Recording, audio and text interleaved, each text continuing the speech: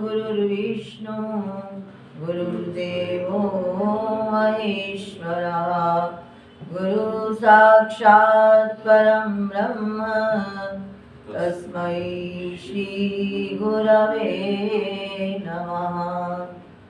लोकाभिरामं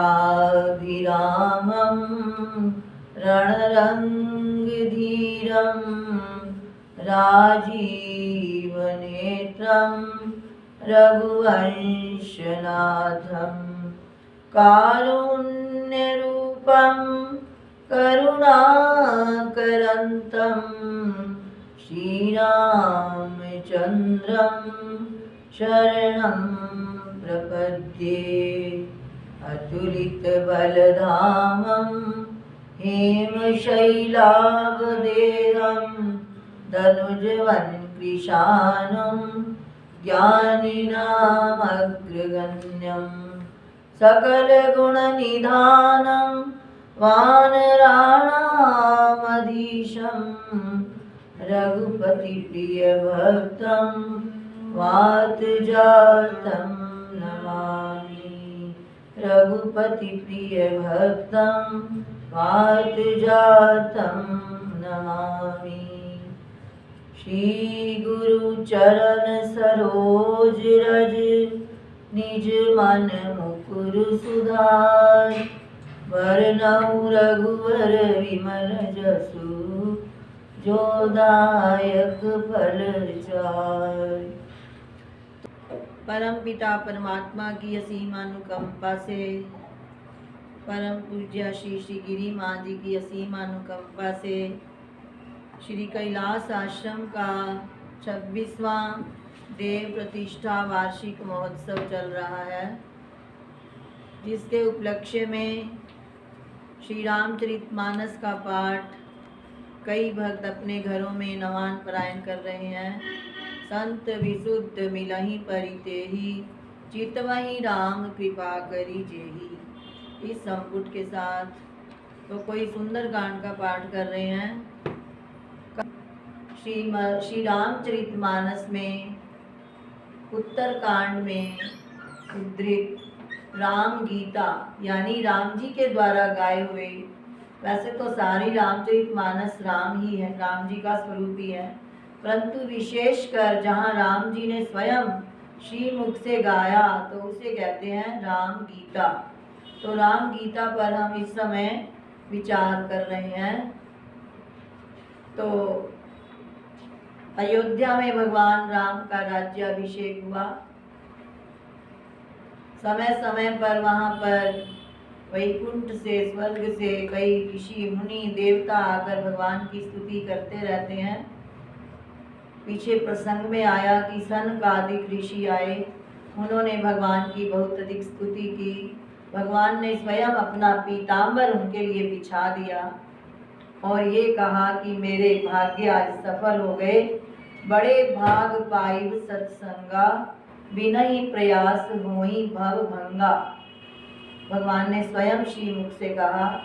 और उनके जाने के पश्चात सभी भाई हनुमान जी की ओर देखने लगे कि कुछ पूछना चाहते हैं, विशेषकर भरत जी। तो भगवान राम ने कहा कि मेरे और भरत में है हनुमत क्या अंतर है, भरत तो मेरा ही स्वरूप है। तो कल हम भरत जी के प्रेम का वर्णन कर रहे थे। भरत जी के प्रेम का वर्णन सहस्र शारदा शेष भी वर्णन नहीं कर सकते, तो हम तो क्या वर्णन कर सकते हैं। तो भरत जी ने ये कहा कि हे भगवान, मेरे मन में स्वप्ने में भी किसी प्रकार का कोई संदेह नहीं है, परंतु मैं आपके मुख से संत महापुरुषों के लक्षण सुनना चाहता हूँ। संत कौन होते हैं और असंत कौन होते हैं।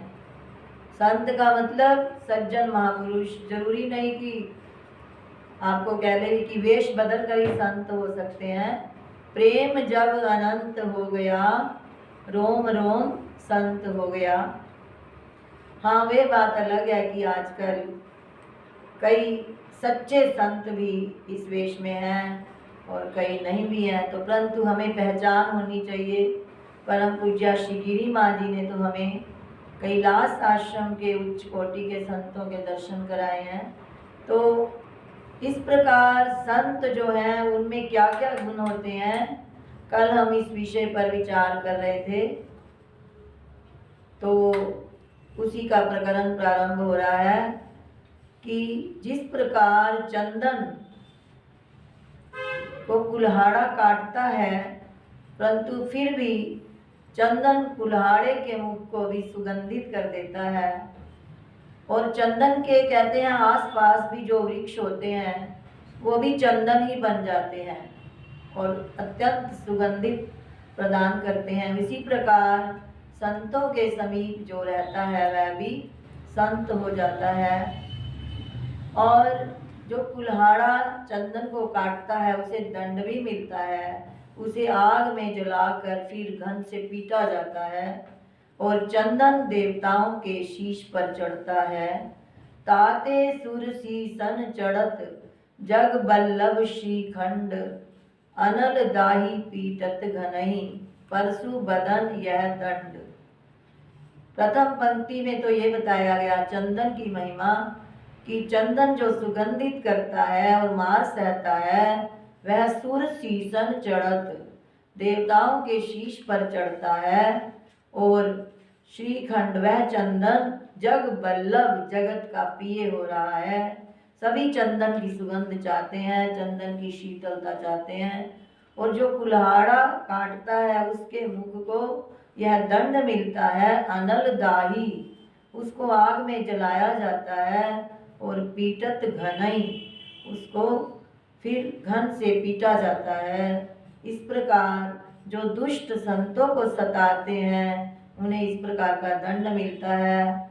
हमें हर प्रकार से संतों की आज्ञा का पालन करना चाहिए। प्रातः काल भी महाराज श्री ये कह रहे थे कि सोई प्रियतम सोई सेवक प्रियतम मम सोई, मम अनुशासन माने जोई। माता पिता गुरुजनों की आरती तो हम उतारते हैं, परंतु यदि हम उनकी आज्ञा का पालन नहीं करते तो हम किस प्रकार के भक्त हैं, यानी भक्त कहलाने के अधिकारी नहीं हैं। हमें उनके अनुशासन में रहना चाहिए। तो वही भगवान का प्रियतम है जो उनका अनुशासन माने। ये आगे प्रसंग आ रहा है जब भगवान राम स्वयं सारी प्रजा को उपदेश करेंगे। ये संतों के लक्षण तो भगवान उपवन में गए हुए हैं और वहाँ पर तीनों भाई और हनुमान जी बैठे हैं। तो चलो हम भी उस उपवन में चलें और भगवान के मुख से संतों की महिमा सुने। तो पहला हमने प्रारंभ किया था एक ही पंक्ति, विषय अलंपट शील गुना कर, पर दुख दुख सुख सुख देखे पर। संत विषयों में लंपट नहीं होते, विषयों में आसक्त नहीं होते। वे हमेशा ध्यान रखते हैं कि ये विषय क्षण भंगुर हैं, आगमापाई हैं, आदि अंत वाले हैं। ये विषय तो मूर्ख जन ही इनमें प्रीति करते हैं। जो पशु इत्यादि हैं उनका काम है खाना पीना सोना। मनुष्य को भगवान ने बुद्धि दी है, ठीक है, इन विषयों का सदुपयोग करे परंतु दुरुपयोग ना करे और इन्हें नित्य ना माने। नित्य मानेगा, यह सोचता रहेगा ये विषय सदा ऐसे बने रहेंगे, मेरा शरीर ऐसे ही बना रहेगा तो दुख पाना पड़ेगा।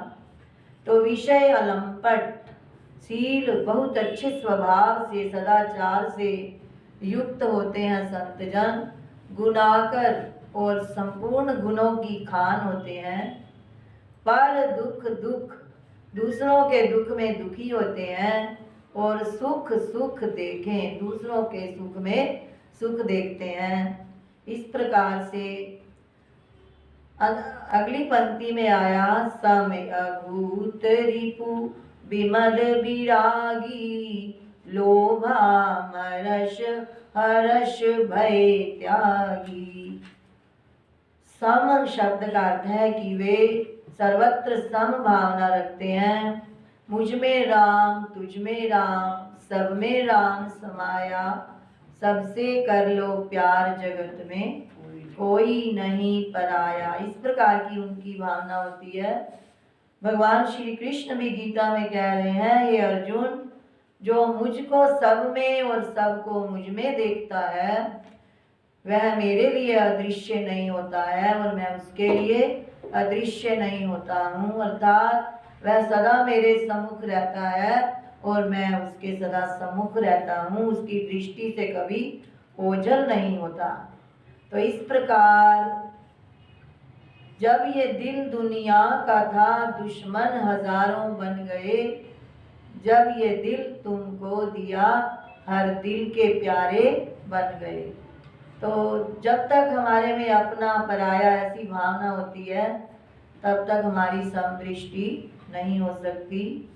संस्कृत नीति शतक में एक बहुत सुंदर श्लोक है, कई बच्चे बोलते भी हैं, अयम निजः परो वेति गणना लघु चेतसाम उदार चरिता नाम तु वसुधैव कुटुंबकम।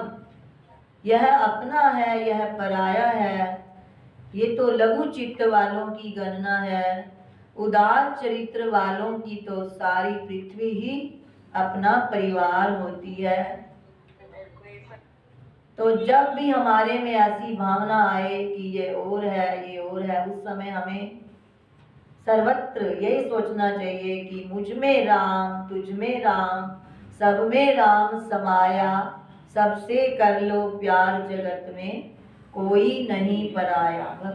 स्वामी विवेकानंद भी धर्म की परिभाषा जो कही गई है, जो महाराज श्री भी हमें कई बार करवाते हैं, धर्म का लक्षण क्या है कि अपने से प्रतिकूल आचरण किसी दूसरे से ना करे।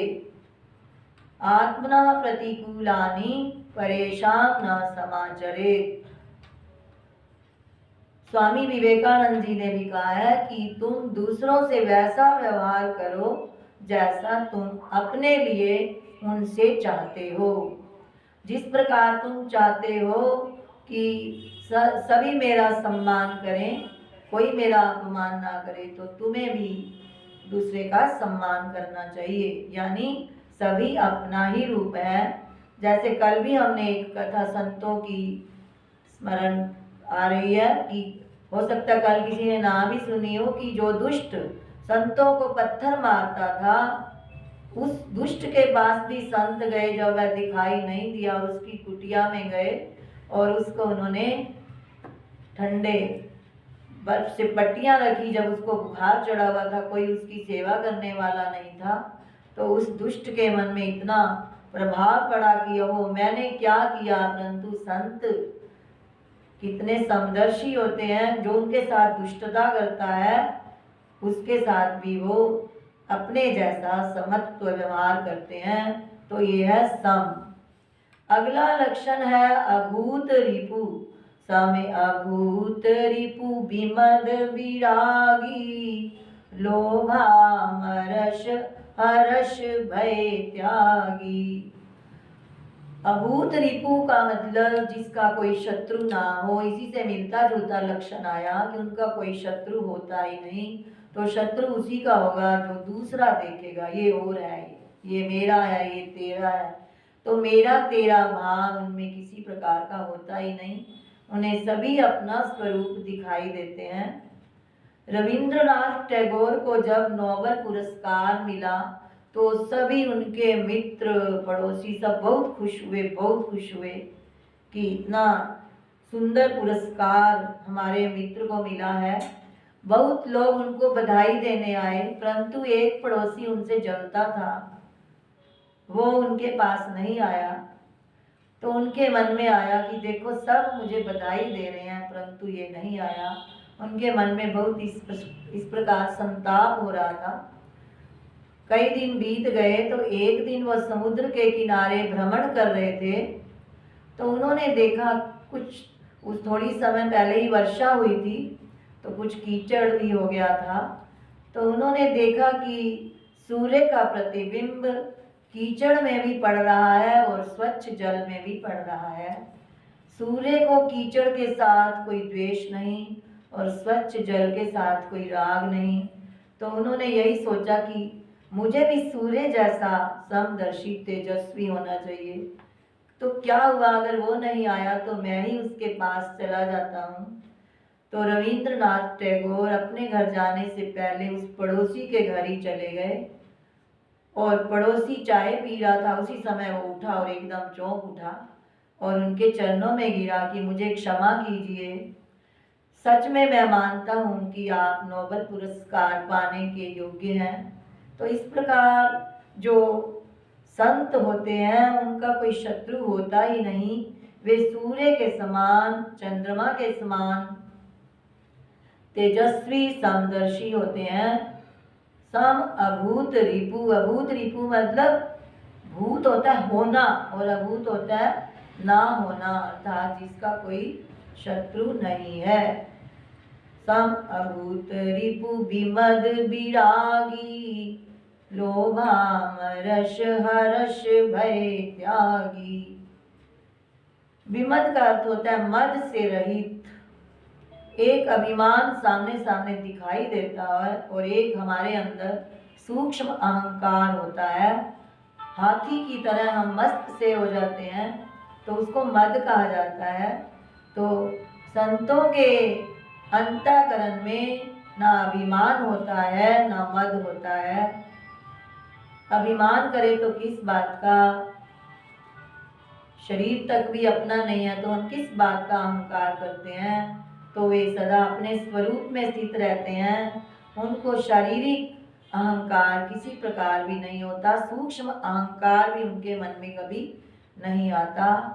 विरागी, विरागी वही हो गया जो हमने पहले किया, विषय अलंपट। विरागी रागी का उल्टा, यानी राग से रहित होते हैं। वे आसक्ति से रहित होते हैं, किसी के साथ जुड़ते नहीं हैं। वो संसार के पदार्थों के साथ, संबंधियों के साथ हर समय यही सोचते हैं कि ये जो हम संसार में व्यवहार कर रहे हैं ये एक नाटक है, कुछ दिनों का खेल है। जिस प्रकार प्याऊ पर यात्री एकत्रित होते हैं और फिर अलग अलग हो जाते हैं पानी भरकर, या यात्रा में हम जाते हैं, कई हमें रास्ते में मिलते हैं और सभी अपने अपने घरों में चले जाते हैं। जैसे यात्रा करते समय हमें किसी यात्री से राग नहीं होता, इसी प्रकार वो इस जीवन को यात्रा समझते हैं, यानी किसी प्रकार भी किसी से आसक्ति नहीं करते, क्योंकि उनके मन में संसार के मिथ्यत्व की भावना सदा दृढ़ रहती है कि ये संसार सत्य नहीं है, ब्रह्म सत्यम जगन मिथ्या। वे हर समय इस विचार में दृढ़ रहते हैं। तो सम अभूत रिपु विमद विरागी, लोभामरस हर्ष भय त्यागी। लोभामरस, लोभ और अमर्ष। लोभ होता है जितना जितना लाभ होता जाए उतनी उतनी अधिक लोभ की भावना बढ़ती जाती है। ये भी संसार के पदार्थों को सत्यत्व मानने से ही हमारे अंदर लोभ बढ़ता है। तो उस समय यही विचार करे कि जो परमात्मा तूने दिया उसी में मुझे संतोष है। संतोष से लोभ का नाश होता है, या दान देने से लोभ का नाश होता है। पिछले हमें उपनिषद प्रवचन जब सुने तो महर्षि ने ये कहा कि दान देने से लोभ घटता है। इस धन को इतना ना एकत्र करते जाओ, इतना ना एकत्र करते जाओ कि जैसे गंदला जल इकट्ठा होता है तो वो दुर्गंधी देने लगता है। इसी प्रकार धन भी यदि हम, अन्य पदार्थ यदि हम लोभवश अधिक करते जाएंगे तो इनमें हमें दुखों की दुर्गंधी आने लगेगी। वो धन नष्ट हो जाएगा, टैक्स में चला जाएगा या डॉक्टरों के पास चला जाएगा, जहाँ नहीं जाना चाहिए वहाँ चला जाएगा। इसलिए जितना भी हो सके हम छोटे बच्चों को भी यही सिखाते हैं जब गीता प्रश्नोत्तरी होती है कि अगर आपके पास 10 रुपए हैं तो 1 रुपया उसमें से अपने किसी गरीब मित्र के लिए रख लो। दशम अंश जरूर दान करना चाहिए तो लोभ की भावना घटती है। भगवान भाष्यकार ने कहा है, को वा दरिद्रो हि विशाल तृष्णा श्रीमाश्चिको यस्य समस्त तोषा। दरिद्र कौन है? दरिद्र वह नहीं कि जिसके पास धन कम है, दरिद्र वह जिसकी तृष्णा विशाल है। अब ये हो जाए, अब ये हो जाए, अब ये हो जाए, इस प्रकार जिसकी इच्छा बढ़ती जाती है तो वह दरिद्र है। और धनवान कौन है? जिसे सब प्रकार से संतोष है।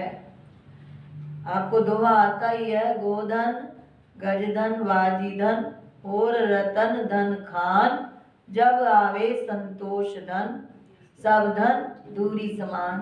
तो हमें संतोष रखना चाहिए। तूने मेरे मालिक क्या नहीं दिया है, तेरा शुक्रिया है, तेरा शुक्रिया है। तो हमें हर समय भगवान का धन्यवाद करना चाहिए और अपनी आय का दशमांश अवश्य में दान में देना चाहिए। दान देने से लोभ घटता है। और इसके बाद आया अमर्ष। अमर्ष तो जो हमारे गीता भाष्य याद करने वाले भक्त हैं उनको अवश्य याद ही होगा। 12वें अध्याय में अमर्ष की परिभाषा भगवान श्री कृष्ण ने दी है, अमर्षो असहिष्णुता। वहाँ पर भी भक्तों के लक्षण में भगवान ने बताया कि जो हर्ष अमर्ष भय और उद्वेग से रहित है वह मेरा भक्त मुझे प्रिय है। यस्मानो द्विजते लोको लोकानो द्विजते च यः हर्षामर्ष भयोद्वेगै मुक्तो यः स च मे प्रियः। तो अमर्ष की परिभाषा भगवान भाष्यकार ये बता रहे हैं, असहिष्णुता। सहिष्णुता क्या होती है? आप कईयों को ये भी नहीं पता होगा।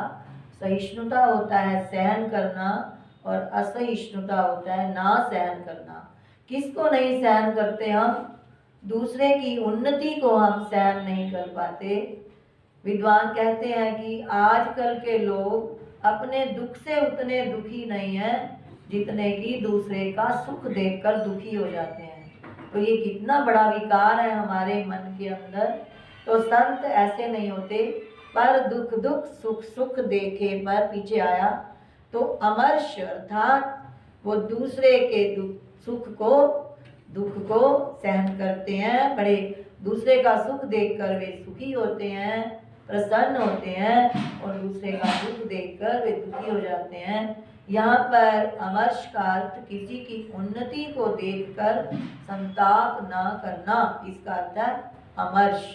तो इस प्रकार हमें अमर्ष से रहित होना चाहिए, तभी संत कहलाने के अधिकारी हो सकते हैं। और अगला आया हर्ष भय त्यागी।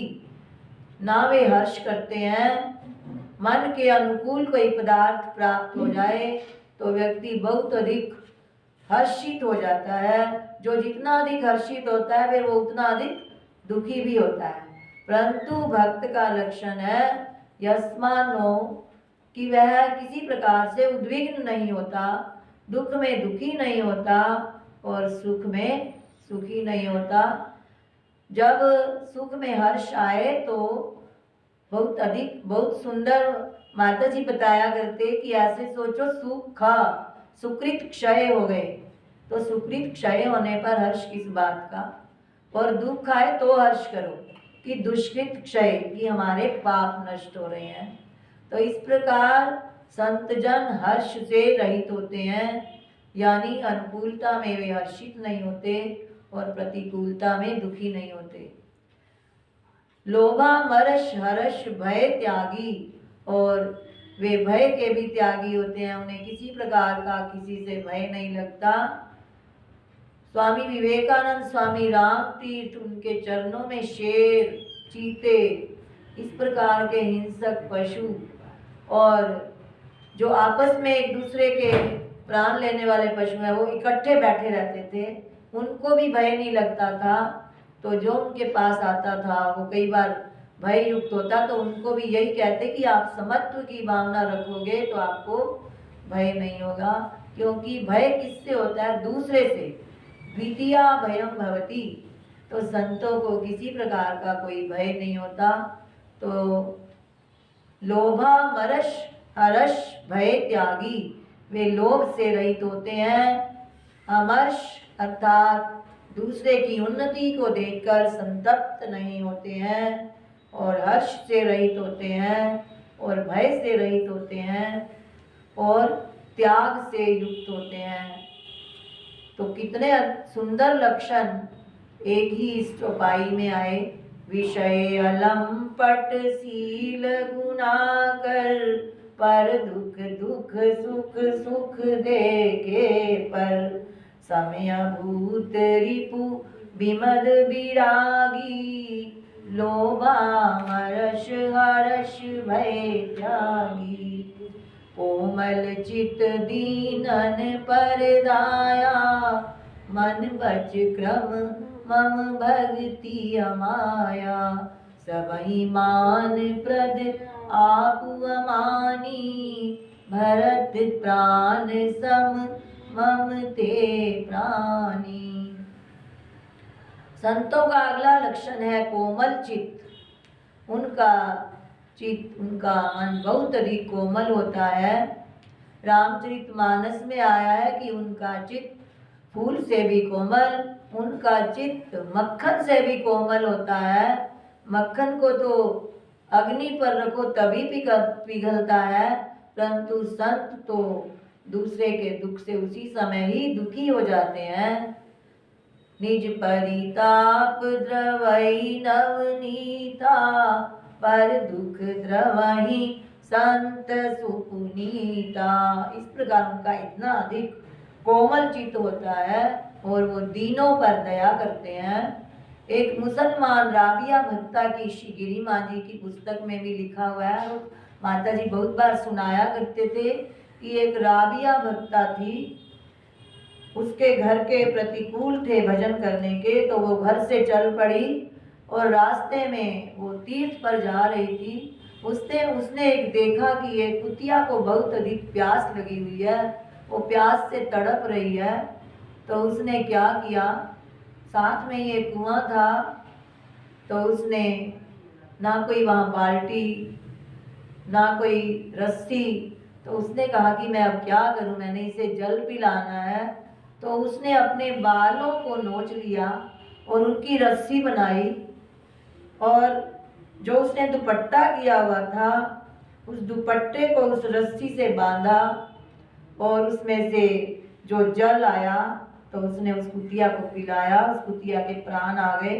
तो इस प्रकार संतों के मन में इतनी अधिक दया होती है कि वे किसी का भी दुख नहीं देख सकते। श्री गिरी माँ जी को देखो, और भी जितने कैलाश के पीठाधीश्वर हुए हैं, सबके कितने कोमल चित्त हैं और दीनों पर दया करने वाले हैं। और मन वच क्रम मम भक्ति, भगवान राम यहाँ ये कह रहे हैं कि मन से, वचन से, कर्म से वो मुझसे प्रेम करते हैं। भक्ति का अर्थ होता है परमात्मा में जुड़े रहना। वे मन से भी मेरे साथ ही प्रेम करते हैं। हम बाहर से पूजा कर रहे होते हैं, परंतु हमारा मन इधर उधर भटक रहा होता है, तो हमारी ये भक्ति नहीं है। परंतु संत मन से भी भगवान से जुड़े होते हैं। वच, उनकी वाणी भी हर समय उन्हीं का गुणगान करती है। और क्रम का अर्थ यहाँ कर्म लेंगे, और वे कर्म भी, कार्य भी ऐसे करते हैं कि जिससे परमात्मा से ही जुड़े रहते हैं। और अमाया का अर्थ ये है कि वे कपट से रहित होते हैं, उनके मन में किसी प्रकार का कोई छल कपट नहीं होता। इस प्रकार कोमल चित दीनन पर दाया, मन बच क्रम मम भक्ति अमाया। सबहि मान प्रद आपु अमानी, भरत प्राण सम मम ते प्राणी। वे संत सबको मान प्रदान करने वाले होते हैं, सबको प्रशंसा देते हैं, और आप स्वयं अमानी होते हैं।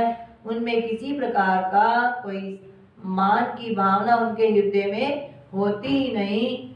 तो भगवान राम कहते हैं कि हे भरत, ऐसे संत महापुरुष मुझे प्राणों के समान प्रिय हैं। सवई मान प्रद आपू अमानी। हमारे शास्त्री जी महाराज एक बार कहीं किसी भंडारे पर गए तो वहाँ पर कुछ 2-4 मिनट विलंब हो गया था, तो उन्होंने आसन तो बिछाया था परंतु उस आसन पर कोई और बैठ गया। मंडलेश्वरों के आसन अलग लगे होते हैं। तो महाराज जी के साथ जो शिष्य गए उन्होंने कहा चलो महाराज जी हम यहाँ भोजन नहीं करेंगे, हमारा आसन ही नहीं लगा हुआ। तो महाराज जी बैठ गए, कहते हैं क्या है, भोजन ही तो करना है, इसमें आसन को क्या देखना। तो इस प्रकार जब उन्होंने बाद में देखा कि ओहो हमारे से इतनी गलती हो गई तो उन्होंने क्षमा मांगी और उनको फिर आगे बिठाया गया। तो यानी उनके मन में किसी प्रकार का ऐसा कोई भाव नहीं होता कि मुझे लोग मान दें, मैं बहुत बड़ा हूँ, तेरी वडियाई सब तेरी वडियाई, कोई नाम न जाने मेरा, मुझे कौन पूछता था तेरी बंदगी से पहले। श्री गिरी माँ जी हर समय यही बताते कि जब कोई आपकी प्रशंसा करे तो सकुच जाओ, प्रशंसा भगवान की है और अवगुण अपने हैं। तो ऐसा सोचकर संत हमेशा मान रहित रहते हैं, उनके मन में किसी प्रकार की कोई ऐसी भावना नहीं होती कि लोग मुझे मान दें। तो ये हुआ सबहि मान प्रद आपु अमानी, भरत प्राण सम मम ते प्राणी। कथा पूर्ण होत है सुनो वीर हनुमान, श्री राम लक्ष्मण जानकी सदा करो कल्याण।